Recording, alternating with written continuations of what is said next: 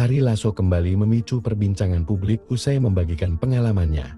Diminta membayar royalti meski menyanyikan lagu ciptaannya sendiri. Kisah ini terjadi pada tahun 2015, ketika ia tampil di sebuah acara musik besar, di mana pihak Il diminta membayar royalti oleh lembaga terkait. Hal itu membuat Ari bingung, karena musisi tetap ditagih, meski membawakan lagu mereka sendiri. Ari bahkan sempat menantang pihak lembaga untuk menagih promotor lain. Namun akhirnya tagihan dihentikan.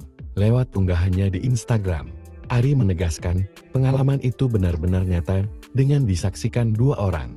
Ia juga berkomitmen mengembalikan uang royalti yang pernah diterima ke Wami Wahana Musik Indonesia, atau menyumbangkannya ke Yayasan Kanker Indonesia. Ari menegaskan, ia tidak ingin mencari sensasi, melainkan memberikan kritik konstruktif terhadap carut-marut sistem royalti musik di Indonesia, agar lebih transparan dan adil bagi para musisi.